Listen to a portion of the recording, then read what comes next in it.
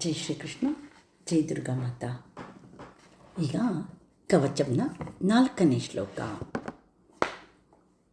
ಆತ್ಮೀಯರೇ, 4ನೇ ಶ್ಲೋಕದ ಅರ್ಥ ಮತ್ತು ಸಾರಾಂಶವನ್ನು ತಿಳಿದುಕೊಳ್ಳೋಣ.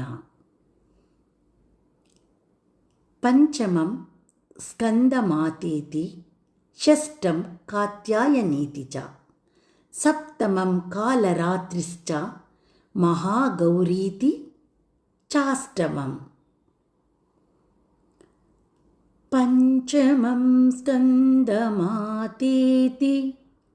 ಷಷ್ಠಂ ಕಾತ್ಯಾಯನೀತಿ ಚ,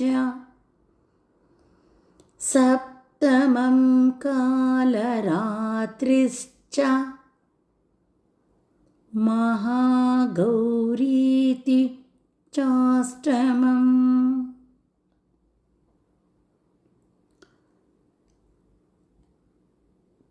ಭಕ್ತರೇ, ಇಲ್ಲಿಯವರೆಗೆ ದೇವಿಯ ಮೊದಲ 4 ರೂಪಗಳನ್ನು ನಾವು ನೋಡಿದ್ದೇವೆ. ಆದರೆ ಈಗ ಸಾಧಕನ ಯಾತ್ರೆ ಇನ್ನೂ ಗಂಭೀರವಾಗ್ತಾ ಹೋಗುತ್ತೆ. ಇಲ್ಲಿ ದೇವಿ ಕೇವಲ ತಾಯಿಯಲ್ಲ, ಪರಮಶಕ್ತಿಯಾಗಿ ವ್ಯಕ್ತವಾಗ್ತಾಳೆ. ಹಾಗಾಗಿ ಈ ಯಾತ್ರೆ ಗಂಭೀರವಾದ ಯಾತ್ರೆಯಾಗಿರುತ್ತೆ. ಪಂಚಮಂ ಸ್ಕಂದ ಮಾತೆ. ಮಾತೆ ಅಂದರೆ ಕೇವಲ ಜನ್ಮ ಕೊಡುವವಳು ಮಾತೆಯಲ್ಲ, ರಕ್ಷಿಸುವವಳು, ಮಾರ್ಗದರ್ಶಿಸುವವಳು ನಿಜವಾದ ಮಾತೆ. ಸ್ಕಂದ ಮಾತೆ ಎಂದರೆ ದೇವಿಯು ತಾಯಿಯಾಗಿ ನಮ್ಮನ್ನು ತನ್ನ ಮಡಿಲಲ್ಲಿ ಇಟ್ಟು ಕಾಪಾಡುವ ಸ್ಥಿತಿ. ಎಷ್ಟು ಚೆನ್ನಾಗಿದೆ ಅಲ್ವಾ? ಆ ಒಂದು ಭಾವನೆ, ಆ ಕಲ್ಪನೆಯೇ ಎಷ್ಟು ಮಧುರವಾಗಿದೆ. ಜಗನ್ಮಾತೆ ನಮಗೆ ಬರೀ ಸೃಷ್ಟಿ ಮಾಡಿ ಈ ಜಗತ್ತಿಗೆ ಬಿಟ್ಟಿರುವವಳಲ್ಲ, ನಮ್ಮನ್ನು ರಕ್ಷಿಸುವುದಕ್ಕೋಸ್ಕರ, ನಮಗೆ ಮಾರ್ಗದರ್ಶನವನ್ನು ನೀಡುವುದಕ್ಕೋಸ್ಕರ. ಅದೇ ರೀತಿ ತಾಯಿಯು ತಾಯಿಯಾಗಿ ತನ್ನ ಮಡಿಲಲ್ಲಿ ನಮ್ಮನ್ನು ಪುಟ್ಟ ಮಗುವಾಗಿ ಕಾಪಾಡುವ ಸ್ಥಿತಿ, ಅದೇ ಸ್ಕಂದ ಮಾತೆ. ಈ ಹಂತದಲ್ಲಿ ಸಾಧಕನು ಏನು ಅನುಭವಿಸ್ತಾನೆ ಹೇಳಿ? ಯಾರಿಗಾದರೂ ನಾನು ಒಬ್ಬನೇ ಅನ್ನುವ ಭಾವನೆ ಬರುತ್ತಾ? ಅಥವಾ ನಾನು ಒಬ್ಬಳೇ ಅನ್ನುವ ಭಾವನೆ ಬರುತ್ತಾ ನಮಗೆ? ಜಗನ್ಮಾತೆ ದೇವಿ ನನ್ನ ಜೊತೆ ಇದ್ದಾಳೆ, ಆ ದಿವ್ಯ ಶಕ್ತಿ ನನ್ನ ಜೊತೆ ಇದೆ ಎನ್ನುವ ಭಾವ ಉಂಟಾಗುತ್ತೆ. ಇದು ಭಕ್ತಿಯ ಒಂದು ಪರಿಪಕ್ವತೆ. ಷಷ್ಠಂ ಕಾತ್ಯಾಯನೀತಿ ಚ. ಇಲ್ಲಿ ದೇವಿ ಯೋಧಿನಿಯಾಗ್ತಾಳೆ, ದುಷ್ಟ ಶಕ್ತಿಗಳನ್ನು ಸಂಹರಿಸ್ತಾಳೆ. ಅಂತಹ ಮಹಾನ್ ಶಕ್ತಿ ಕಾತ್ಯಾಯಿನಿ. ಅಂದರೆ ನಿಮ್ಮೊಳಗಿನ ಭಯ, ಸಂಶಯ, ದುರ್ಬಲತೆಯನ್ನು ನಾಶ ಮಾಡುವ ದಿವ್ಯವಾದ ಶಕ್ತಿ ಕಾತ್ಯಾಯಿನಿ. ಕಾತ್ಯಾಯಿನಿ ಒಳಗಿನ ಶತ್ರುಗಳ ಸಂಹಾರ ಮಾಡುವಂತಹ ದೇವಿಯವಳು. ಸಪ್ತಮಂ ಕಾಲರಾತ್ರಿ. ಕಾಲರಾತ್ರಿ ಎನ್ನುವುದು 7ನೇಯದು.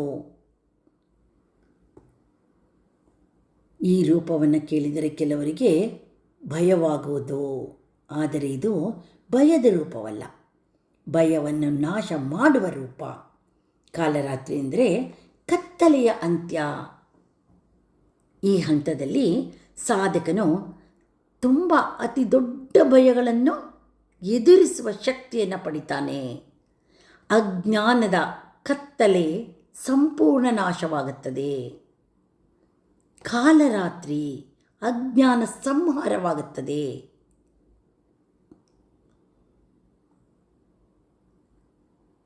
ಅಷ್ಟಮಂ ಮಹಾಗೌರಿ. ಆತ್ಮೀಯರೇ, ಕತ್ತಲೆ ಹೋದ್ಮೇಲೆ ಏನು ಬರುತ್ತೆ? ಬೆಳಕು, ಶುದ್ಧತೆ, ಶಾಂತಿ ಬರಲೇಬೇಕಲ್ವಾ? ಮಹಾಗೌರಿ ಎಂದರೆ ಸಂಪೂರ್ಣ ಶುದ್ಧತೆ, ಪರಮ ಶಾಂತಿಯವಳು. ಸಾಧಕನು ಒಳಗೆ ಸಂಪೂರ್ಣವಾಗಿ ನಿರ್ಮಲನಾಗಿರ್ತಾನೆ. ದೇವಿಯ ಅನುಗ್ರಹವನ್ನು ನೇರವಾಗಿ ಅನುಭವಿಸ್ತಾ ಇರ್ತಾನೆ. ಇಲ್ಲಿ ನಾವು ಮಹಾಗೌರಿಯನ್ನು ಶುದ್ಧ ಚೈತನ್ಯ ದೇವಿ ಅಂತ ಹೇಳ್ಬೋದು. ಆದ್ಮೇಲೆ ಒಮ್ಮೆ ನೀವೆಲ್ಲರೂ ಕಣ್ಣು ಮುಚ್ಚಿ ಕಲ್ಪನೆಯನ್ನು ಮಾಡಿ. ಯಾಕೆಂದರೆ ನಾವು ಓದುವುದು ಬೇರೆ, ಕೇಳಿಸ್ಕೊಳ್ಳೋದು ಬೇರೆ, ಅದನ್ನು ಅನುಭವಿಸುವುದು ಇದೆಯಲ್ಲ ಅದೇ ಬೇರೆ.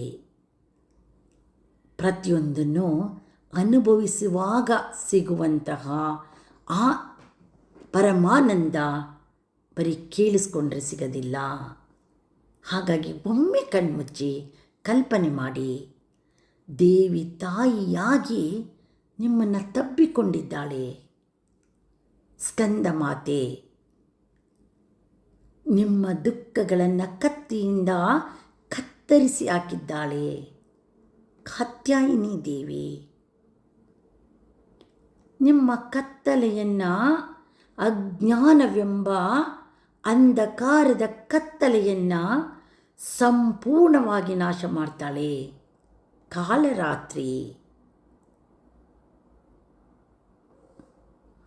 ನಂತರ ನಿಮಗೆ ಶುದ್ಧ ಬೆಳಕಾಗಿ ಕಾಣಿಸ್ತಾಳೆ ಮಹಾಗೌರಿ. ಅಂಧಕಾರದ ಅಜ್ಞಾನವನ್ನು ಹೋಗಲಾಡಿಸಿ ಜ್ಞಾನದ ಜ್ಯೋತಿಯನ್ನು ಬೆಳಗಿಸುವ ಜಗನ್ಮಾತೆಯೇ ಮಹಾಗೌರಿ. ಇದೇ ದುರ್ಗಾ ಸಪ್ತಶತಿಯ ಒಳಗಿನ ಯಾತ್ರೆ. ಆತ್ಮೇಲೆ ಇದು ಕೇವಲ ನವದುರ್ಗಿಯರ ಹೆಸರುಗಳಲ್ಲ, ಇದು ನಮ್ಮ ಆತ್ಮದ ಪರಿವರ್ತನೆ. ದುಃಖದಿಂದ ಶಕ್ತಿಗೆ, ಭಯದಿಂದ ಧೈರ್ಯಕ್ಕೆ, ಕತ್ತಲೆಯಿಂದ ಬೆಳಕಿಗೆ ನಮ್ಮನ್ನು ಕೊಂಡೊಯ್ಯುವ ದಿವ್ಯವಾದ ಶಕ್ತಿ. ನಾನು ಮೊದಲೇ ಹೇಳಿರುವಂತೆ ದೇವಿಯನ್ನು ಹೊರಗೆಲ್ಲೂ ಹುಡುಕುವುದು ಬೇಡ. ಈ 8 ಹಂತಗಳಲ್ಲಿ ನಮ್ಮೊಳಗೆ ಅವಳು ಉದಯಿಸುತ್ತಾಳೆ ಮತ್ತು ನಮ್ಮ ಜೀವನವೇ ದುರ್ಗಾ ಸಪ್ತಶತಿಯಾಗುತ್ತದೆ. ಜೈ ದುರ್ಗಾ ಮಾತಾ.